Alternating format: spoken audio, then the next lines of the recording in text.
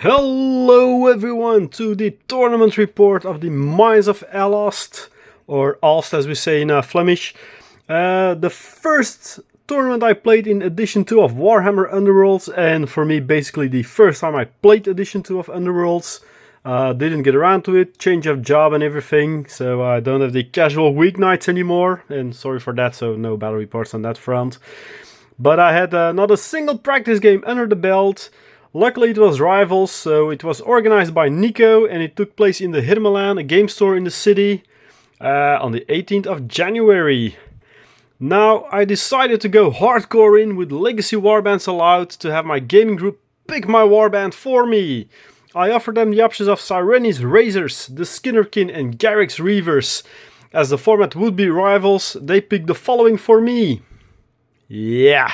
So I'm coupling those to the Reckless Fury deck then, and we will see how it all goes as I'm setting out for 5 games, best of 1, containing charging all over the place.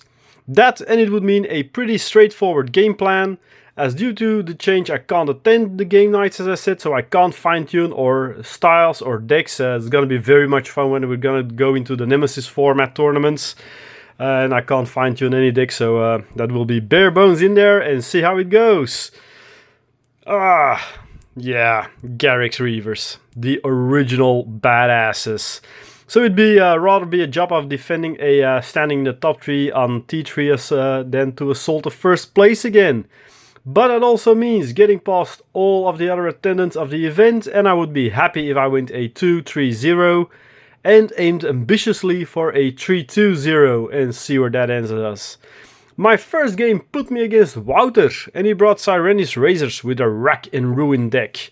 I just couldn't do that exact amount of damage and forgot, well, I actually never decently read my War Scroll before the event, to add an extra attack dice to my models after they killed someone for their next attack. Still, I managed to keep up, but lost in the end on the tiebreaker. Having both scored 12 glory points, he occupied objective 2 and I only controlled objective 1, so a minor loss was my fate. The second game put me against Tim, who brought a Trisoul Discord with a Reckless Fury deck. Now I know this is a top line warband, as we could all see on the Warhammer Worlds World Championships, but somehow all went smoothly my way. The first round I knocked out 2 of his demons, including Vexmore, and he only had a Sorceress left versus 5 inspired, frothing mad berserkers charging all over the place. Needless to say, it went down quickly and I tabled him by half of round 2. A 17-7 victory was my part as such. So it was time for lunch and we could vote for the best painted models, which was rightfully won by Nico and his Tundric Profiteers. Pity though, as a TO reserve player, these blokes couldn't actually take to the table today. And as I learned there was glass to play for, I joked I would go in 3-0 in the afternoon with my frothing berserkers.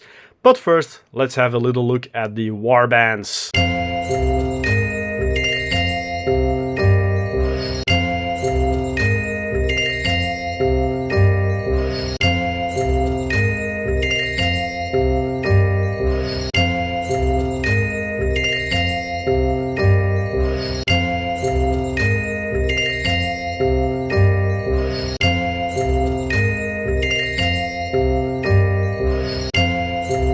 In the first game, post-midday break, I faced Peter with Iltari's Guardians, using the Emberguard Sentinels deck. I immediately one-shotted his leader with Sake, and he was on the back foot from then on, though managed to keep up. 3 damage uninspired is pretty nasty, and if you just roll your attack dice well and he fails to defend, you can take out a model from the get-go. I always said, small boards, easy to charge, well, this was like the proof of it. But as he charged with his last model in the final round, the Archer, I could score all my hands, because then everything had a charge token and stuff, and I obtained a hard-fought but rightful 18-15 victory. So, and only one of the 3 people were left, so nice whacking. But then came the real beast in the form of Johan and his grandfather's Gardeners. This band has been the talk of the day, with their healing clock and all, coupled to the Rack and Ruin deck and having barely even lost a model as such during the whole day.